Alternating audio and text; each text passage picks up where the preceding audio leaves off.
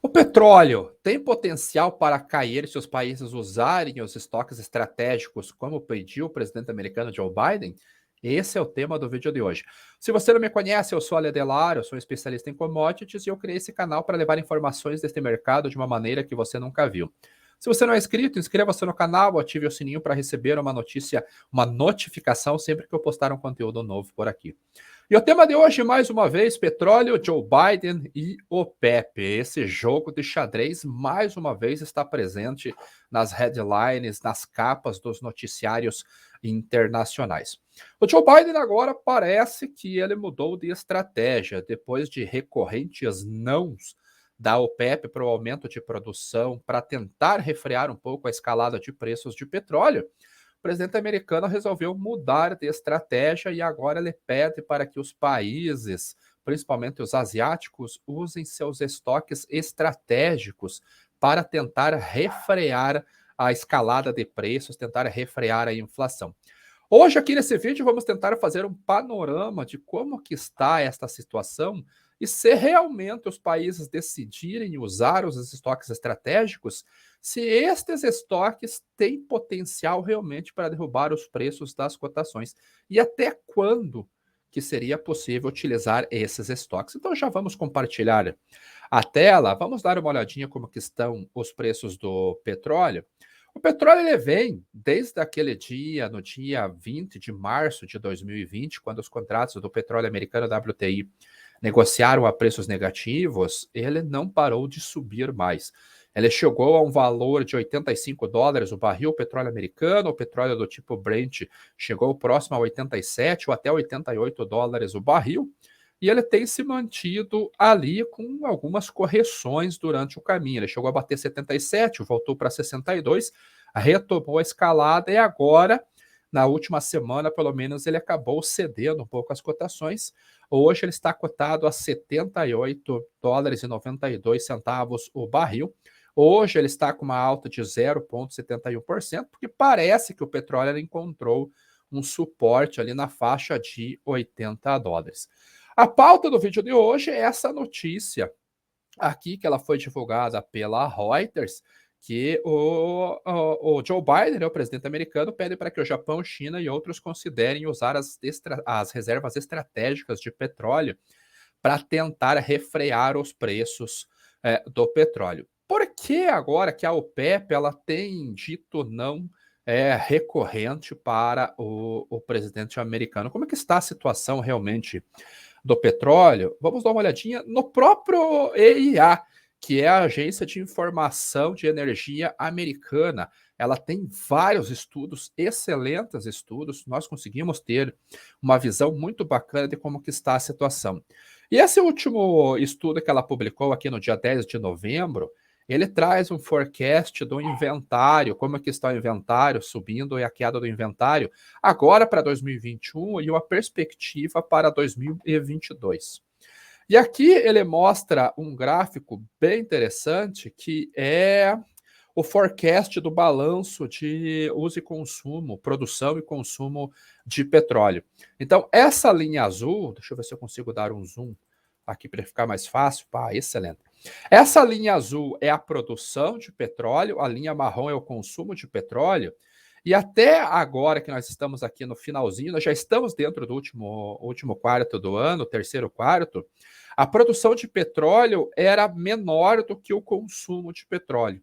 Então, dentro daquele tripé que eu sempre comento nos vídeos, que as commodities se movimentam de oferta, demanda e estoques, nós vemos que a demanda de petróleo está mais alta do que a oferta. E isso coloca a tendência de alta dos preços.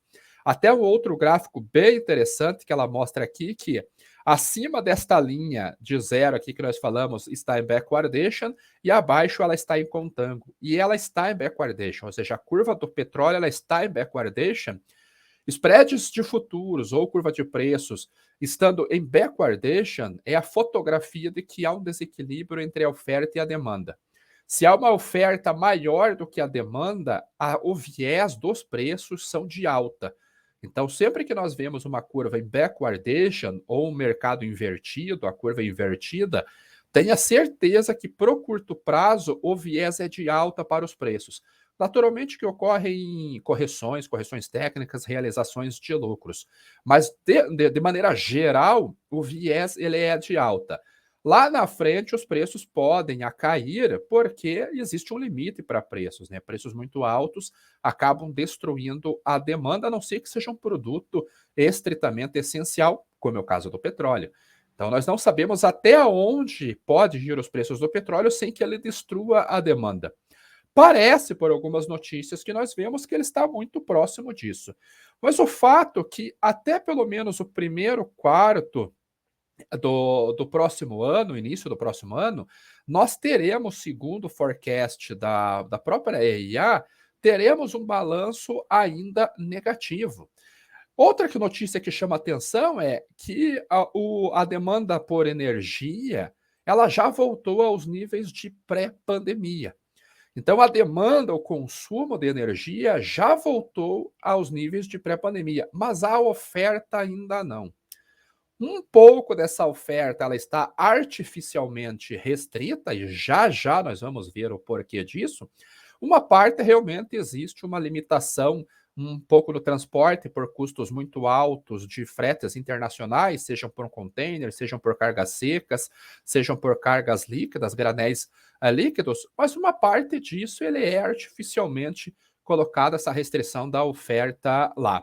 Agora, para dezembro, começo a ter notícias positivas, como a bacia de Permian, que fica ali no oeste do Texas, Novo México, que é a maior bacia com reserva de petróleo dos Estados Unidos, ela tem uma expectativa de aumentar a produção já em dezembro.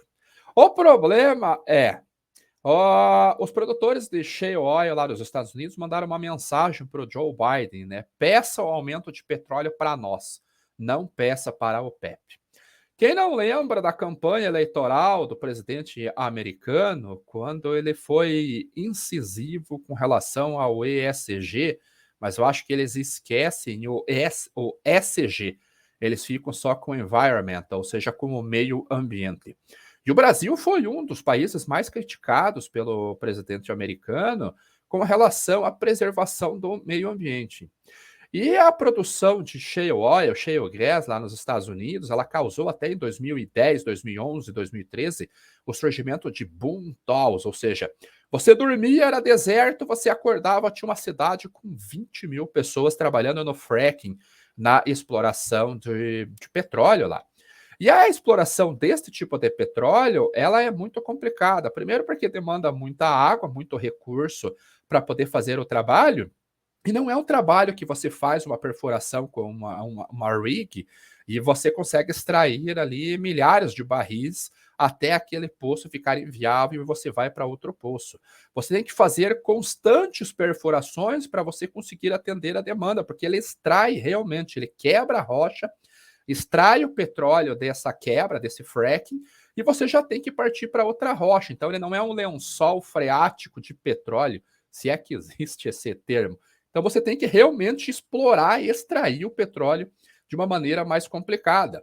Mas houve muito desincentivo do próprio governo americano e até agora o presidente Biden vem brigando com essa turma lá. E agora o Joe Biden está nas mãos dele. Primeiro que entregou o poder novamente das commodities energéticas na mão da OPEP, algo que os Estados Unidos tinha retirado em 2015, quando eles se tornaram net exportadores. Agora o poder voltou para a OPEP novamente, e mesmo assim o Joe Biden não volta atrás, na sua opinião, e não volta a incentivar a própria produção americana. Então, há uma restrição de demanda dessa parte artificialmente, e o presidente Joe Biden estando na Previdência é só a cereja do bolo para essa turma aqui. Então, essa é uma questão realmente que deve perdurar por bastante tempo.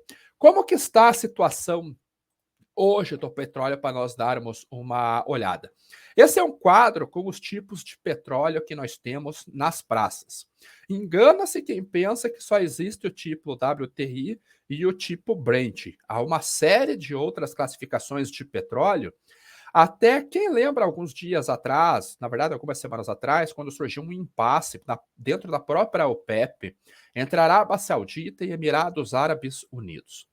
O Emirados Árabes Unidos, ele é um dos maiores produtores de petróleo dentro da OPEP, ele está junto ali com a Arábia Saudita, e ele produz este tipo de petróleo aqui chamado Murban. E ela é tão forte que ela conseguiu colocar esse tipo de petróleo para ser negociado na ICE, na Bolsa de Londres. E o Emirados Árabes queria colocar esse tipo de petróleo como benchmark para o Golfo Pérsico.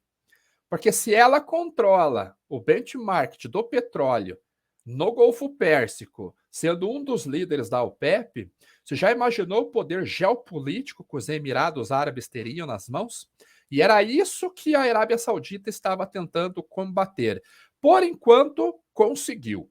Amanhã é um novo dia, novas alegrias, não sabemos como que ficará.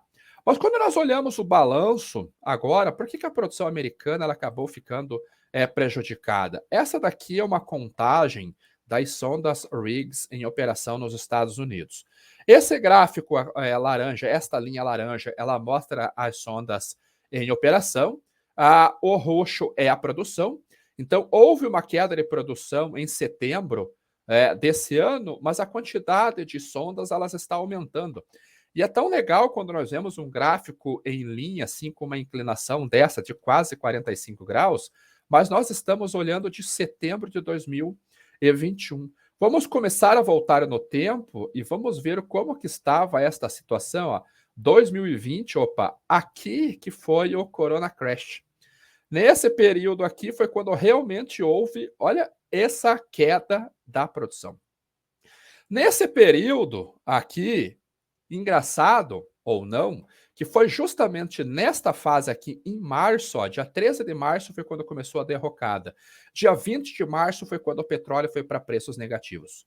A ida da commodity americana a preços negativos, e ficou lá durante só aquele fechamento, mas os prêmios ficaram muito ruins, 16, 17, 18, 20 dólares o barril durante muito tempo.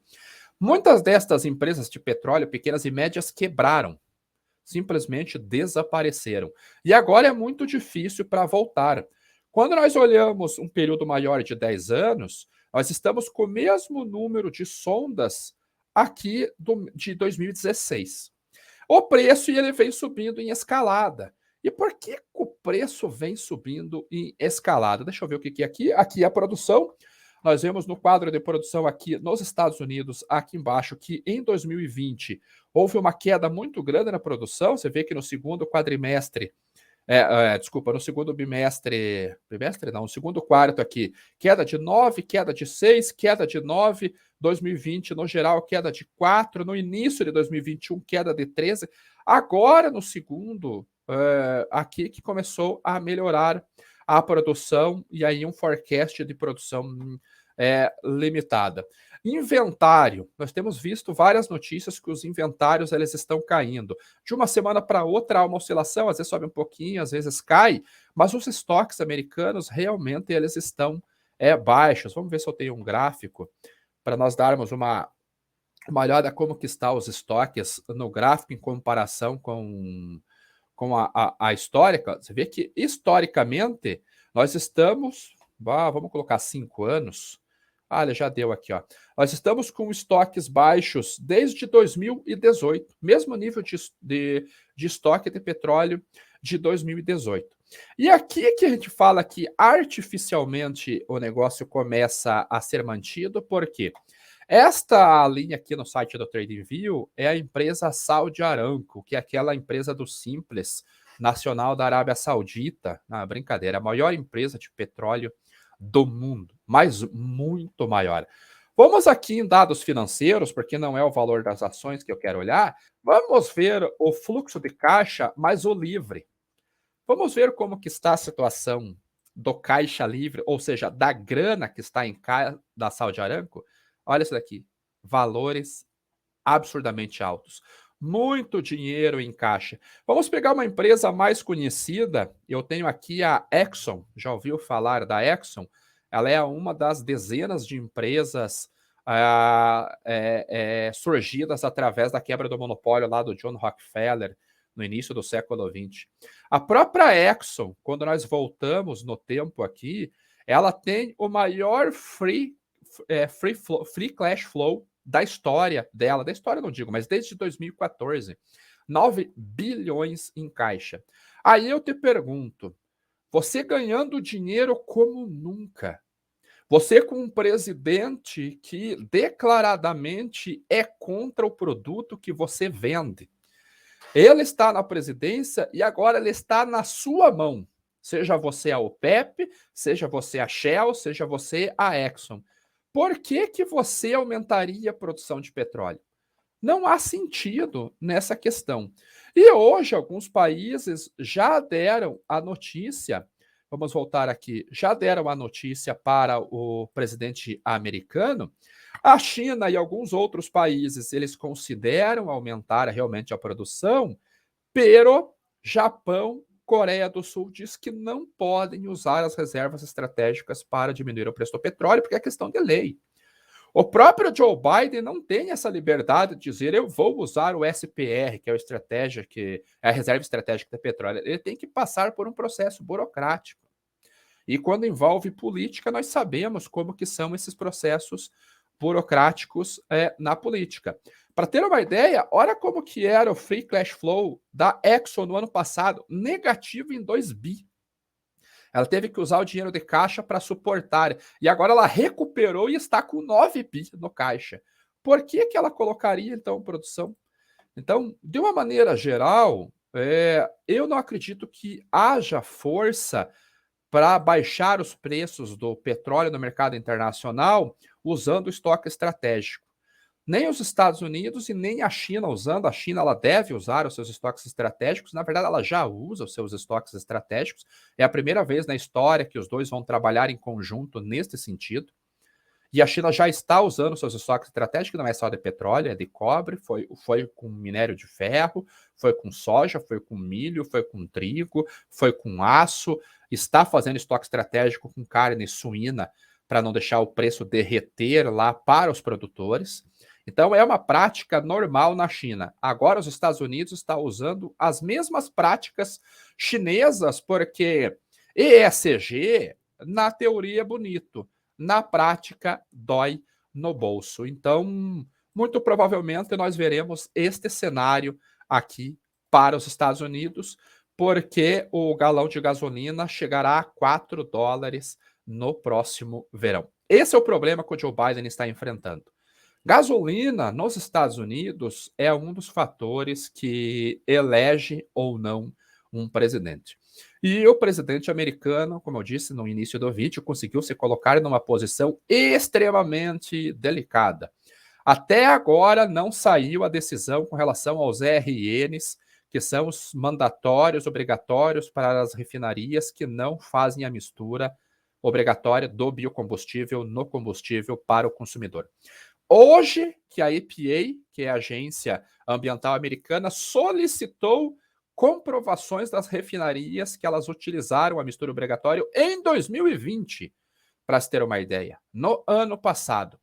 Então, há o lobby das indústrias petroleiras para tirar a obrigatoriedade ou reduzir o percentual de mistura, e agora eles estão com uma força tremenda, porque o Joe Biden precisa reduzir a inflação dos combustíveis, refrear a alta do petróleo e da gasolina lá. Do outro lado, nós temos o gigante agronegócio americano pedindo para que a obrigatoriedade continue nos níveis atuais. Do contrário, o agronegócio pode sofrer com a queda de preços. Então, parabéns ao presidente americano, conseguiu se colocar numa sinuca de bico sem saber jogar uma sinuca.